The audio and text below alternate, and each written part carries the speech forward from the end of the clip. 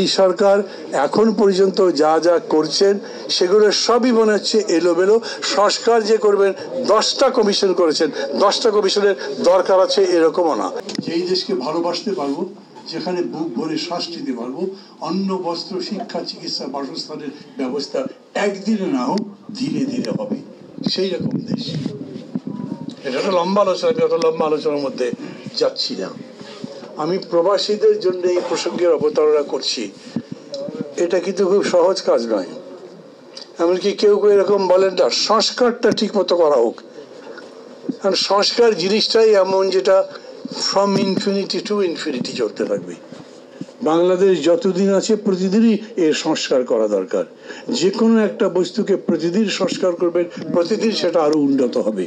আমরা একটা নির্দিষ্ট সময়ের জন্য একটা নির্দিষ্ট বিষয়কে উদ্দেশ্যকে সামনে রেখে সংস্কার করবার কথা ভাবি, এবং সেরকম যদি বলেন তাহলে বর্তমান সরকারের সংস্কার করবার ম্যান্ডেট কতদূর হতে পারে ঐতিহাসিকভাবে, এইটা ভাবা দরকার। কথাটা কেন তুলছি? ওরা সংস্কার সম্পূর্ণ করুক, তারপরে নির্বাচন। তাহলে হেলথ পলিসি ওবামা পলিসি হবে নাকি NHS হবে? সবার জন্য শিক্ষা, স্বাস্থ্য, অন্ন সব নিশ্চিত করবার পরে ভোট হবে? এটা তো হতে পারে না। আমাদের লড়াইটাই হয়েছে গণতন্ত্রের জন্যে, লড়াইটা হয়েছে নির্বাচন যাতে সুষ্ঠু হয় তার জন্যে।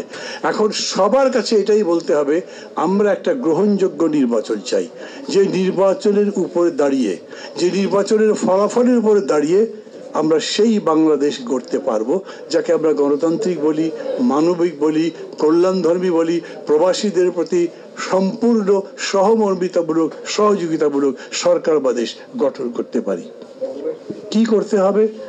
মিনিমাম জিনিস হচ্ছে একটা পুলিশ বাহিনী লাগবে যেটা ভোট করতে দেবে, একটা গণপ্রশাসন লাগবে বা সিভিল অ্যাডমিনিস্ট্রেশন যেটা এই ভোটকে সহযোগিতা করবে, একটা ইলেকশন কমিশন লাগবে যেটা এই ভোটে নিরপেক্ষভাবে তার দায়িত্ব পালন করবে। এবং সেই ইলেকশন কমিশন মানে কিন্তু কেবলমাত্র 5টা ইলেকশন কমিশনার নয়, একেবারে ডাউন টু দি গ্রাউন্ড, যেখানে ইলেকশন হয় একদম ভোটের সেন্টার পর্যন্ত যারা যারা দায়িত্ব আছেন, প্রিজাইডিং অফিসার, পোলিং অফিসার, সবাই।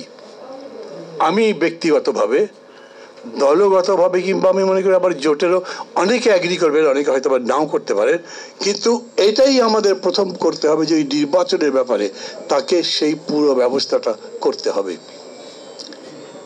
একটা পুলিশ প্রশাসন গড়বেন যেটা ভোটের জন্য মানে যেটা জনবান্ধব একটা পুলিশ বাহিনী। সোজা কথা নয়, পুলিশ তো কেবল মনে করে তারা চাকরি করে, যে ওটা চাকরি আছে বলে যায়, কিন্তু বাকি তো কাজ হচ্ছে তাদের পয়সা কামানো, এবং ঘুষ কি পরিমাণে খায়, কীরকম নির্যাতন করে, ইয়াবা কিভাবে সাধারণ মানুষের পকেটের মধ্যে দিয়ে জেল খাটে, এগুলো তো দেখেছেন।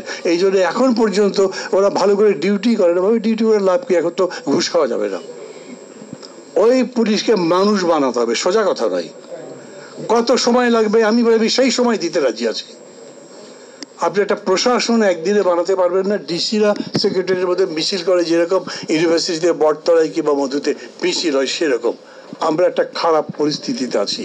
এবং সেই পরিস্থিতিতে যারা দেশকে পরিচালনা করছেন তারা কতদূর সামনে নিয়ে যেতে পারছেন সেটা একটা বিতর্কিত বিষয়। একটা ভোট হতে হবে, এই ভোটের আগে সমস্ত বিষয় সংস্কার করা যাবে না। ভোটের পরে সংস্কারের দায়িত্ব থাকবে, নতুন বাংলাদেশ গড়বার দায়িত্ব থাকবে, এবং সেটা যদি সম্পন্ন করতে চান তাহলে আপনাকে ভোটের পরে এমন কোনো একটা সরকার গঠন করতে হবে যিনি এই সংস্কার করবেন, যিনি জনগণের কল্যাণের জন্য তার সমস্ত নিবেদন রাখবেন। আমি প্রবাসী ভাইদের শুধু এইটুকু বলবো, এটা ভাববেন, এই সরকার যারা মারা গেছে সেই মানুষগুলোকে যথাযথ ক্ষতিপূরণ দিতে পারেনি, যারা আহত হয়েছেন তারা শেষ পর্যন্ত রাস্তায় নেমেছেন, অসুস্থ মানুষগুলো, তাদের চিকিৎসার টাকা দেওয়া হোক সেই ব্যবস্থা করতে। এবং এই সরকার এখন পর্যন্ত যা যা করছেন সেগুলো সবই মনে হচ্ছে এলোমেলো। সংস্কার যে করবেন 10টা কমিশন করেছেন, 10টা কমিশনের দরকার আছে এরকমও না। এই কমিশনগুলো রিপোর্ট দেবে, সেই রিপোর্টগুলো এক একজন এক এক রকমভাবে দেখবেন, কথাবার্তা বলবে, তারপর সমগ্র জাতি এক হলে তবে তো সংস্কার করবেন। জাতীয় ঐক্যমত্য ছাড়া কোনো সংস্কার তো সরকার চাপিয়ে দিতে পারবে না।